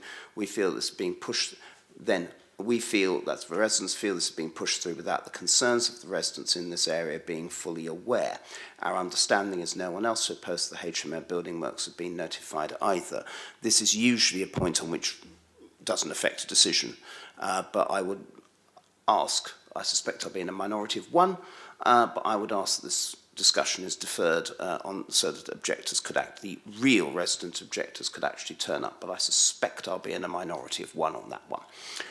My main concern, and I have to say the concern of my local residents, is around parking. This is the first application of a HMO in a parking zone since we got clarification of the council tax status of various HMOs, following the excellent work of this administration and Caroline Dinage in terms of actually tidying up some of the issues that have been affecting HMOs across the city. And as such, there's always a real risk that something will go wrong, as I've said to Ms Gill this morning, around parking spaces and more permits than there should be being allocated. I hope that my preference is that I believe this will have a significant parking impact on the area anyway, particularly in a parking zone. However, should colleagues be minded or indeed want to approve this, then I would suggest that we add as an informative, because we can't add it as a condition, that only 2 parking spaces will be allocated to this site. It's not a condition because that's our policy, and Juliet very kindly told me that that's not planning consideration, but I think it's a very useful point of going forwards, because what we don't want is that due to the stupidity of the valuation office, mistakes being made and 7 parking permits being doled out. So I would hope that would happen if colleagues are minded to approve. Residents and myself are also concerned about the extra strain on local facilities affecting residential amenity. We have the prison 200 yards up the road. Thankfully, that is now a development that actually takes people off our waiting list, which is not what this committee approved before any of us were here. But that is still a significant impact on the area. I know that local people are also concerned about the extra noise and loss of privacy from the development. Carrie Ann has gently dealt with my point around permitted development. It is an issue of trust with a particular type of development that existed. It's not down to Carrie Ann and to people like her. I fully accept that it's the fault of a system that seems not to work sometimes. Those are my comments. Chris. Thank you, Darren. Ian, can you help us out with people not being invited to? Yeah, certainly your standing published advice is that where people advise us they wish to make a deputation within their representation, we contact them to advise them of the meeting so that they can then confirm, yes, they do wish to come along to the meeting, or no, they don't. In this case, nobody asked to make a deputation in their representation, so consequently, in accordance with your standing procedures, we don't inform them of the date of the meeting. Consequently, there has been no error of process. Darren, unusually I'm going to come back to you. I mean, I think that answers the points you raised, that nobody asked. As I said in my deputation, I suspect I will be in a minority of one. That's difficult. Okay. Would you like me to address the parking question as well? So just to be clear, your adopted is not a planning matter, key issue, but I know members are of interested, so I took the opportunity to discuss the matter with the Highway Authority before today's meeting. Your adopted policy for permits is that each postal address gets 2 permits.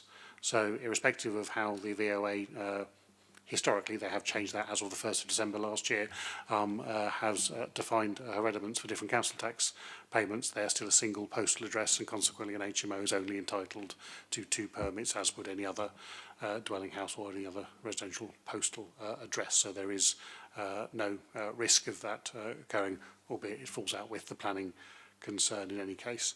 I would also just add briefly that in this permit zone there are 394 spaces, of which 321 permits are given. So actually 20% capacity in this permit zone. So while we are not we do not feel that withholding plan permission for parking issues for a single HMO, even a 7-bed HMO, is a reason to warrant refusal. In this case, I would be even less concerned that there is capacity within the local permit zone. Okay. Members? Gerald?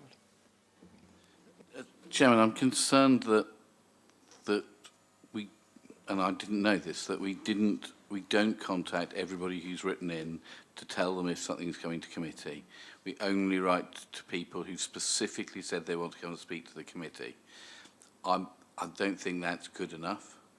And I think we need to, if somebody's taken the trouble to write in to object or comment on a planning application and it is coming to committee, I think we should have the courtesy to tell them when it's happening.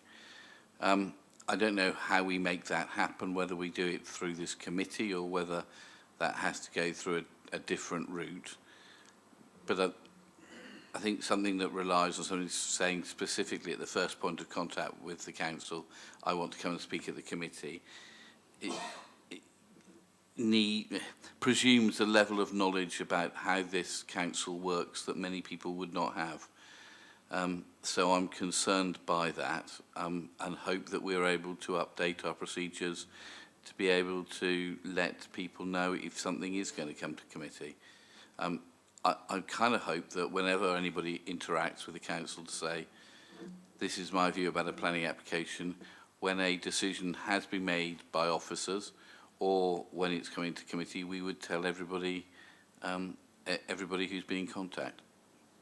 I mean, Ian, can you sort of confirm, so people have to use that wording, I would like to give a deputation? So we make it clear both in the published guidance that has obviously been approved by members, so this isn't just officers doing things, and in the letters that notify residents that please write back and give us your opinions around the issue, and you can make a deputation to planning committee, please let us know whether you wish to do so. So it's all covered, it's not just assuming that they will know, we do inform them about it, and that is the adopted procedure you operate. Obviously in this case as well, the members speak to their residents as well as other ways to find that out. You can seek to change the issue, and I've heard Councillor Vernon Jackson's opinion. We can obviously discuss that with the team and with the portfolio holder and with the chairman to look at whether that is, because it's an additional burden, additional cost. You're writing emails, you're writing letters. It takes officer time. We'd have to work out whether that is necessary and appropriate, but I've heard Councillor Vernon Jackson's opinion on the matter, and we will obviously take that away and look at it.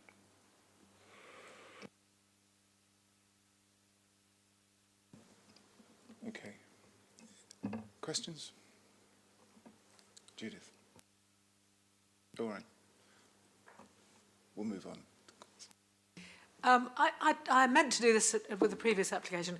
I'm just absolutely delighted to see laundry rooms in 2 of these applications.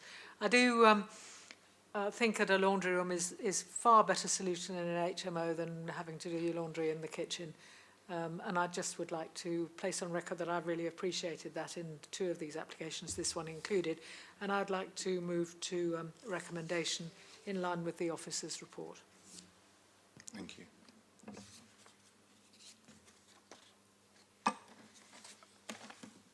Other comments, members? You're seconding. So, Councillor Smith, seconding. Unless there is anything else, let's move to the vote. Those in favour of granting conditional permission, please indicate.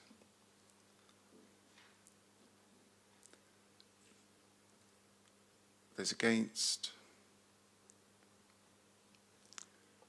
And I think that is all of us.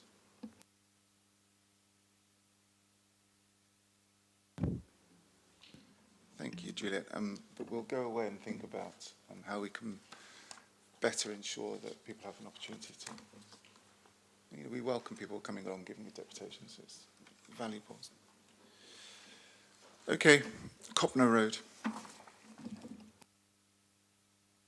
Thank you, Jess. 6 Copner Road. This is now 2 5-bed HMOs. So the application description is change of use from use class C3 to use class C4. As noted, we have seen a similar application in the past. There's the property in Copner Road. As you can see, not a lot of HMOs in the area, but not a lot of properties either. It's a relatively low density area because of the proximity to open space. So this is the 3rd HMO, 6.98%, so well within 10% still in that mix and balance of communities.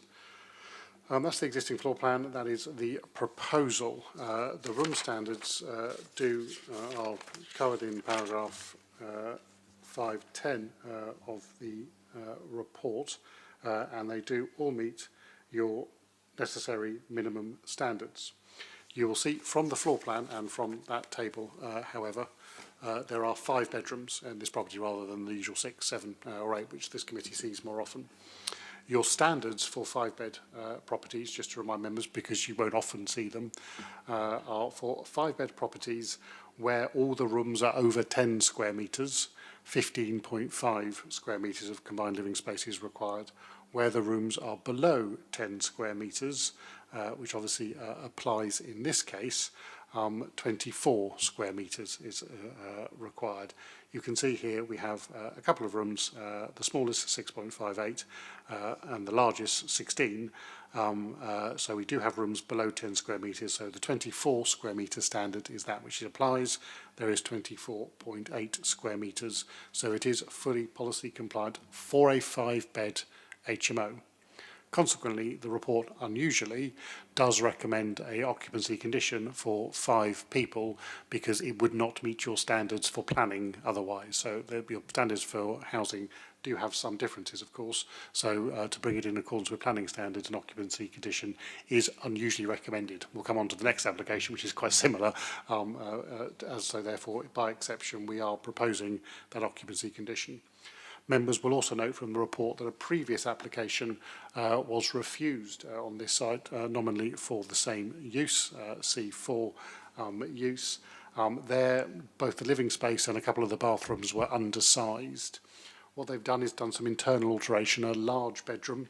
The first floor front bedroom has been nibbled into a bit more by the adjacent bathroom spaces, so those bathrooms which were undersized are now adequate, and a much larger hallway which wrapped around the stairwell has been fully incorporated into the combined living space to get them back over that 24 square metres. So by making those internal alterations, they are now policy compliant in the way they weren't in the previous application, which was refused. Consequently, we have an application that is below 10% in its mix and meets your standards for a 5-bedroom HMO, and officer's recommendation is therefore to approve plan permission subject to conditions layout, which, as I say, includes a condition requiring that limitation to 5 occupants. Okay, Darren, 6 minutes. I suspect this will be significantly less than that. This isn't from me, but this is for two residents who couldn't be here today, Mr. and Mrs. Brazier of 8 Copland Road. Before I start, I think that the local residents were very happy that officers had initially refused the first application. I did point out it was a bit small, and I'm delighted that officers did that initially, and I know that's generating more trust amongst several of the local residents in the system. So I shall read out the deputation from Mr. and Mrs. Brazier, some of which I agree with. Mr. and Mrs. Brazier say, we feel these issues must be addressed before making a decision on the HMO status of 6 Copland Road. My husband is a Windows installation manager for Milton Glass and has been in this industry for over 40 years now. Milton Glass is a local firm in my ward. Number 6 Copland Road is applying once again to be a HMO. Why have fire safety regulations and all fire access to this property not been assessed as a matter of utmost importance? There are no fire access windows in the whole property, the only exits being the downstairs doors. Heaven forbid, what happens if a fire breaks out, but either on the stairwell or downstairs and residents are upstairs? Lives will be very much at risk. That's a situation that I also sympathise with, as there's no clear way in which people can actually leave the property, even if it's jumping out onto the garden from the upper floors. Other points that are concerning to Mr. and Mrs. Brazier. The owner of the property doesn't live locally, is very rarely there, and it seems that no one is responsible for maintaining it. We already have issues with blocked adjoining guttering that causes water issues. It's totally blocked with moss and growing weeds, putting undue pressure on our side. This is to name but one issue of the exterior being neglected. Parking. We appreciate that living in a city dictates parking is not easy, but we are a row of 11 houses that already has the capacity for 6 cars. This is used by both sides of the road. Cars already have to spill into neighbouring roads, which is yielded to, but already causes parking issues. It should be noted that house number 16, only 5 doors away from this one, is nearing building completion as it was granted HMO status a year or so ago. And that will be yet another addition to the clogging of these roads in an already stretched area. Surely just because it is accepted that everyone in the city has a parking issue, it doesn't justify knowingly adding to the already problematic use. We're fair and honest people that do understand the need for more social housing. However, in our opinion, this is not an ideal property as it stands to be a HMO, merely a business opportunity for the London-based owner. Please take all the above, especially the fire access issue, into consideration. That is the end of what Mr. and Mrs. Brazier have said to me that they wanted read out. I do have a lot of sympathy with the fire access issue, as I believe that has the potential to affect the amenity of future occupiers. I'm aware of what is said in the committee report about it, but I remain concerned that it will affect the amenity of future occupiers. Thank you, Chris. Thank you, Darren, and thank you to Mr. and Mrs. Brazier for their deputation. Ian? So obviously, the matters are covered in the report. There's probably little I can add. As members will expect me to say, that fire safety issue is obviously one of the core purposes of building regulation approval, as well as achieving licence from the highway, from the licensing team, who will ensure that there are certain elements of fire safety within their licence. Plan permission from you, which will obviously look at those matters that are relevant to planning. They need building regulation approval from the building control team, which will look at that building regulation B1 and deals with fire access and the appropriate issues. So it is not for this committee to look at those matters. They will be adequately dealt with by the appropriately qualified regulatory body. Okay. Maximum occupancy conditions. Let's see. It does happen. Members, questions? Comments? Gerald? This is a policy compliance scheme. I'm happy to recommend a recommendation, officer recommendation with that condition about occupancy levels. Thank you, Gerald. I shall second. Is there anything else? No? Okay. Members, those in favour of granting conditional permission, please indicate.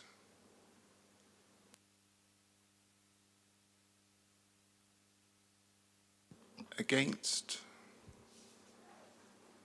And those abstaining? Thank you.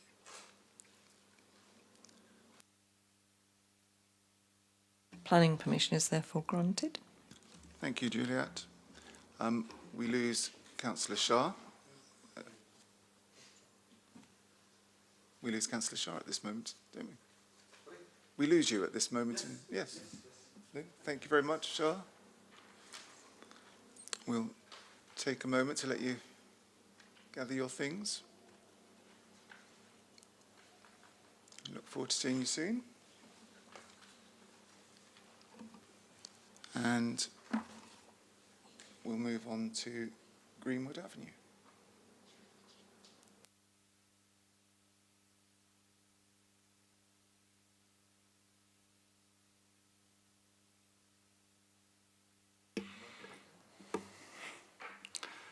#29 Greenwood Avenue. This is an application for a change of use from a C3 dwelling to a dual-use C3 C4.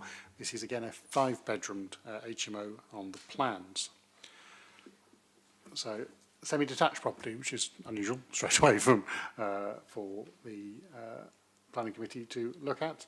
It is a flat roof semi-detached property with its own parking spaces on the driveway.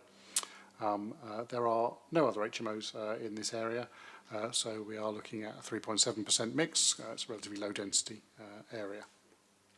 As the existing dwelling, front access from the front there to a large lounge kitchen. A rear extension has been built under permitted development since, and they are proposing to alter the configuration, moving the door to the side and having 2 bedrooms in the front, 2 bedrooms in the rear, and then going upstairs to a further 5th bedroom. Much like the last application, we previously refused development here. The kitchen dining space, which you can see in on the right-hand image on the first floor, so the front-facing space, was previously a small kitchen and a 6th ensuite bedroom, leaving that central lounge area, which only has 1 small window and a number of access points, the stairs, the 4-bedroom doors and the front door, meaning it's largely going to be an area for passing and repassing and has limited recreational opportunity and amenity for future residents, was the only space available in addition to the first floor kitchen. They've now opened up that kitchen dining into a much larger space, and the space standards are detailed in paragraph 811 of the report, and you can see all the bedrooms are over 10 square metres. The lounge while it has limited utilities, 15.4, and that communal kitchen dining area, which the report says is on the ground floor, which is of course actually on the first floor, apologies, is 22.8 square metres. As mentioned earlier, the standards for a 5-bed HMO where all the bedrooms are over 10 square metres, which is what we've got in this case, is 15.5. So we have a 22.8 square metre communal space against a 15.5 square metre standard. The lounge, if it has utility, is just a bonus. I would question whether it has really any utility at all. And obviously, it will have practical benefit to the residents. You know, they can use it in all sorts of different ways. I would be concerned about how much quiet enjoyment one would get in such space, though. But as I say, it's purely a bonus. You've got that 22.8 on the first floor in the combined kitchen diner, which notably exceeds the 15.5 square metre. So again, as a 5-bedroom HMO, because it moves it down to that different adopted standard, it is a reasonable living environment for future residents, and thus exceptionally a occupancy condition is proposed for it again. The application therefore is fully compliant with policy. We have nothing on the SMAT for it and no public speaking, but happy to answer any questions. Thank you, Ian. Carry on.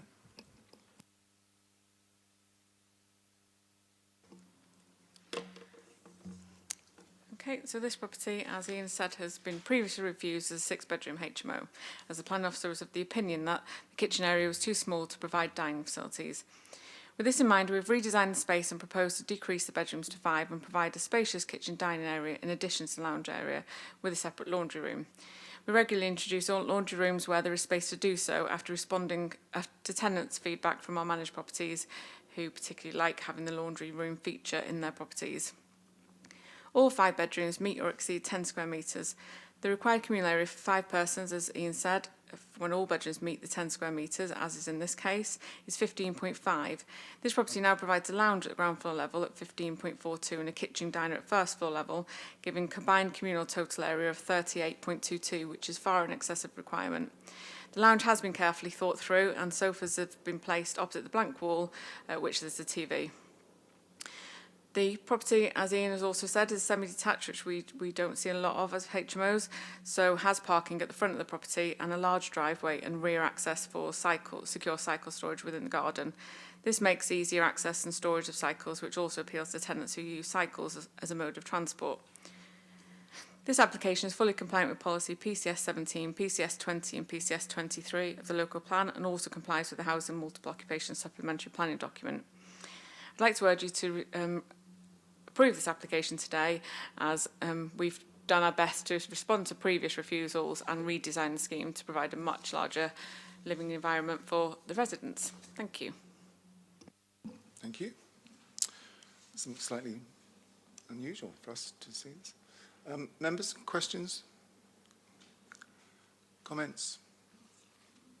Darren. Thank you, Chris. My comments aren't necessarily planning, but I am deeply uneasy about, as I see it, rewarding unlawful behaviour. In 1.3 of the report, it says it is understood that the HMO use has commenced unlawfully. That is very, very concerning to me. I don't believe it is the fault of Carrie Ann or of anybody else in this room, but I am deeply concerned about rewarding unlawful behaviour, which I believe we will do if we pass this today. I don't see a valid planning reason not to pass this, unfortunately, but I hope you don't mind, Chair, if I do not vote for this on the grounds that I cannot be seen, nor would want to, reward something that has occurred unlawfully. Thank you, Darren. Councillor Vernon-Jackson. I'm sorry, I take a contrary view. It seems to me the point of the planning process is to regularise things and make things work within the systems. It seems to me this is a good example of where negotiations with planning have removed one bedroom and got it turned into communal space, and that the owner has come forward to regularise the position that they have in terms of running it without planning permission. Therefore, it seems incumbent upon us to look at this as a planning application. If we're going to encourage people to obey by the rules and obey by the law, then we shouldn't discriminate against people who've got it wrong, but now trying to get it right.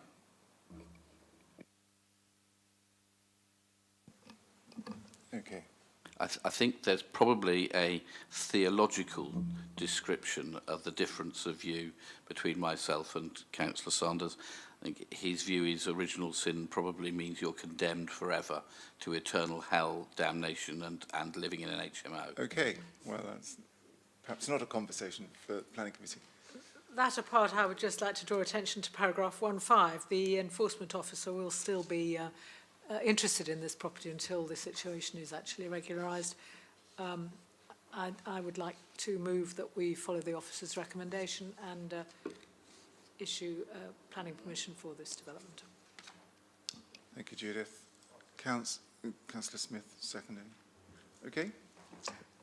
Were you jumping in? Okay. Okay, let's move. There's nothing else, I don't think. Judith, if I could ask you to turn your microphone off, that would be helpful. Chair, I missed a question, so my question, going to Councillor Sanders' point, is if there has been misbehaviour, breaking of a rule, what is the consequence of that? So, whilst I agree with Councillor Vernon-Jackson, you know, there is joy in heaven at a sinner reforming, something wrong has been done here. So I'm absolutely minded to pass this as a planning application, but I think there is an outstanding question there. Is that for this meeting, Chair? Again, apologies, I'm going to have to give you recollection. I don't have the time to look it up. I can ask probably lean on the lawyers to give you a full chapter and verse if we feel it is necessary. I believe it was 2013, there was a written ministerial statement introducing the concept of deliberate breach of planning controls and material planning consideration. It was particularly aimed at Egyptian traveller unlawful incursions, and it was incorporated into guidance at that time. That guidance has been superseded thrice since then, to my recollection, so it no longer appears in any guidance. There hasn't been a contrary written ministerial statement, however, so one must then make a judgment on how parliamentary scrutiny should deal with a written ministerial statement that has been superseded by time rather than by deliberate intent. Is deliberate breach of planning control and material consideration in planning a grey area? However, it's a material consideration. It's not a policy issue or subject. If this was a really finely balanced scheme and actually could go either way, that might perhaps, I say perhaps, I can recall probably half a dozen appeals that's ever really referenced this, and very few judgments have focused on this point. It might just tip it over. This is a scheme that's 100% policy compliant, acceptable in a city that doesn't have a 5-year land supply, and thus a strong presumption in favour of sustainable development. So even if one was to give significant weight to that, and I would caution doing so, it still wouldn't outweigh the benefits of providing additional housing for the city. So there is some relevance to deliberate breach of planning control, but it is extraordinarily slim, and even then it's a grey area, I would say, due to, I believe, the supersedtion of that 2013 written ministerial statement by changing the guidance document wherein it actually existed. Well, as we've gone there, Juliet, did you want to add anything briefly? I mean, the people are trying to regulise something that, so I think we should be encouraging them to actually submit a planning application and rectify the situation. And it's not a breach of law to build something without planning permission. It's when you take enforcement action following that there can be a breach of law. Okay, thank you, Juliet. Does that help, Peter? I should be voting in favour of the planning application, but not entirely. Well, I don't think you can half vote. I should be voting entirely in favour of the planning application, full stop. Great, thank you. Now, sorry, we went down that sort of cul-de-sac. Judith, you've moved the officer's recommendation, and John, you seconded. Okay, right. Those in favour, please indicate.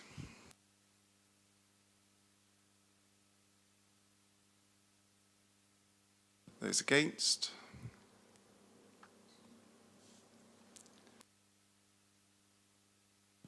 I think that's it. Thank you, Juliet. Let's move to the last application today. Highbury Way. Thank you. 8 Highbury Way. This is a single-storey rear section, effectively building over an existing courtyard. The property is a corner property with a large hedge around it. We'll have a photo for that in a second. You can see on this drawing a semi-detached property with a rear detached garage and a semi-detached outbuilding storeroom, which is the projection to the right of the image here, and there's therefore an open courtyard between those 3 structures. The proposal is to incorporate that open courtyard into into the dwelling, so all of these rooms would form part of the existing dwelling. I'll take you through some images that hopefully illustrate that. So there it is. You can see the floor plan as is. You can see in that middle elevation, the west elevation, the star-rated area, that is a existing boundary wall of the courtyard, and thus you can see over it to the flat roof store on the far side. So we have a single-storey hip projection of the property coming down to the courtyard before you get the full hipped playroom, originally built as a garage, regularised through planning permission. A couple of years ago, I think that was. So that's the existing courtyard. What they want to do with it is build on it. So the drawings are not ideal, apologies. The a fascia board would be installed. It is actually, you can just about make out on the line of the playroom rather than on the boundary wall. So it'll have a little step to a then flat roof going across that courtyard, wherein there would be a lantern. That lantern would therefore be visible from either side, both from the neighbours and across the store if one was to stand in the side garden. Photos may be easier to understand. There is the neighbour looking at that boundary wall. You can see the garage on the right, the single-storey part of the house on the left. There'll be a small fascia board set a few inches really in from that boundary, and then a glass lantern from there. So that will be the change in that appearance. Take a step out, you can see the side garden surrounded by that hedge. That side garden provides therefore the outdoor amenity space for the property. In addition to whatever amenity one extracts from that courtyard, you would see little change in this elevation beyond perhaps that lantern sticking up. This is within the courtyard, looking towards the host garden, the upper image, looking towards the neighbour in the lower image. This would become part of the habitable space of the dwelling. Obviously, they would have to deal with downpipes, guttering, linking all these roofs together. It would be quite a complicated little bit of roofing work, but that's a building regulation matter, not one for us, as fundamentally it's a flat roof with a lantern in, which is deemed to be a reasonable design. We have a mix of hips and flats on this property. It will not look out of character if done to high quality. That is all we have images-wise, unfortunately, so hopefully that is adequately legible. I will leave it on that image. We don't believe it has any adverse impact on the amenity of neighbours. There are no objections to the scheme or deputations today, or for reference anything within the SMAT. It is a relatively modest flat roof addition, and while it does fill up the whole property front to back, it does benefit from that large side garden. It is a reasonable sized plot and consequently adequate amenity for a future and existing occupiers at the property. Happy to answer any questions. Thank you, Ian. Members, questions, comments? Councillor Sanders. Yes, I wish to move the officer's recommendations. I would note that there is a retrospective application that was originally put in that is distinct to an unlawful one. My Lutheran approach towards things dislikes retrospective applications, but at least it went in. And this is actually a distinct improvement to the area. So I'm happy to move the officer's recommendations. Seconded by Councillor Candlish. Okay, is there anything else, members? Okay, so those in favour of granting conditional permission, please indicate. That's unanimous. Thank you, Juliet. Okay, members, thank you very much for your attendance and efficiency this afternoon. I'm closing the meeting at 15:03.